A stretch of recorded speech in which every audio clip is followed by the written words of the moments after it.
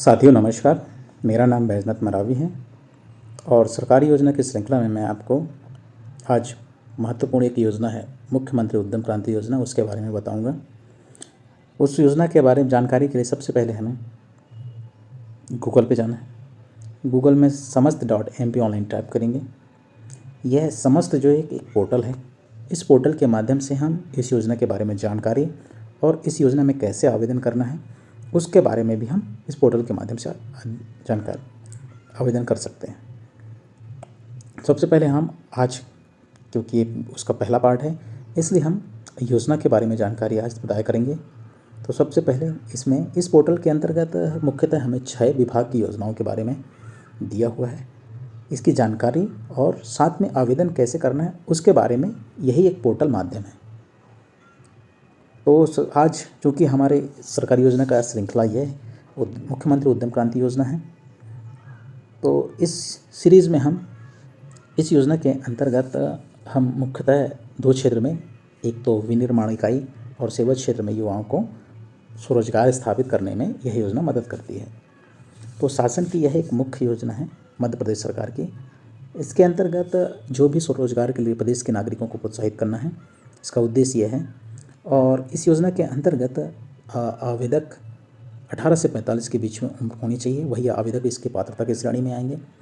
Minimum उनका qualification है, यानी कि कम से कम 8वीं पास होना चाहिए। इस योजना का लाभ आवेदक केवल तभी प्रदान किया जाएगा जब आवेदक का परिवार की आमदनी 12 लाख रुपए से कम हो, यानी कि सालाना आमदनी उसका 12 लाख रुपए से कम हो, वही आवेदक इस आवेदन में आवेदन कर सकता है। इसके अलावा भी यदि आवेदक करदाता है तो इस स्थिति में आवेदक द्वारा पिछले 3 साल के आयकर का विवरण आवेदन के साथ जमा करने होंगे। नवीन उद्यम स्थापित करने वाले उद्यमियों को योजना का लाभ इस प्रकार से दिया जाएगा कि यदि वो कोई विनिर्माण इकाई लगाना चाहता है तो 1 लाख रुपए से 50 लाख रुपए इंडस्ट्री के लिए उसको ऋण मुहैया कराया जा सकता है। यदि वह सेवा क्षेत्र में कोई आवेदक आवेदन करना चाहता है तो सेवा क्षेत्र के अंतर्गत 1 लाख से 25 लाख रुपए तक ऋण मुहैया कराया जा सकता है। मुख्यमंत्री उद्यम क्रांति योजना के अंतर्गत सबसे बड़ी बात और अच्छी बात यह है कि इस योजना का लाभ किसी भी वर्ग विशेष के लिए नहीं है। इस योजना के अंतर्गत कोई भी वर्ग का आवेदक आवेदन कर सकता है। इसके लिए महत्वपूर्ण बात यह है कि आवेदक डिफ़ॉल्टर नहीं होना चाहिए, किसी बैंक का डिफ़ॉल्टर नहीं होना चाहिए। और दूसरी बात यह है कि आवेदक किसी भी प्रकार का केंद्र या राज्य सरकार से पहले से किसी अन्य स्वरोजगार योजना का लाभ प्राप्त नहीं किया हो, तभी इस योजना का आवेदक लाभ उठा सकता है।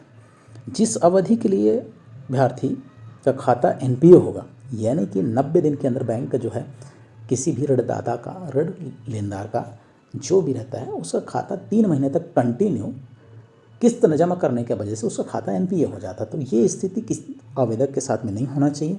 अन्यथा की स्थिति में क्या होता है, सरकार ब्याज अनुदान की अदायगी नहीं करता है। इसमें 7 साल का मोरेटोरियम पीरियड होता है। यह मोरेटोरियम पीरियड वह पीरियड है जिसके अंतर्गत शासन ब्याज किस्त अदायगी का प्रावधान रखता है। तो यह एक बहुत ही महत्वपूर्ण मध्य प्रदेश सरकार की योजना है।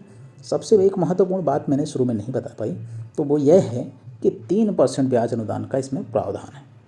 3% ब्याज अनुदान का प्रावधान, यानी कि यदि बैंक का ब्याज अदायगी 11% है तो 3% मिलेगा, तो 8% ही आवेदक को ब्याज अदायगी करना पड़ेगा।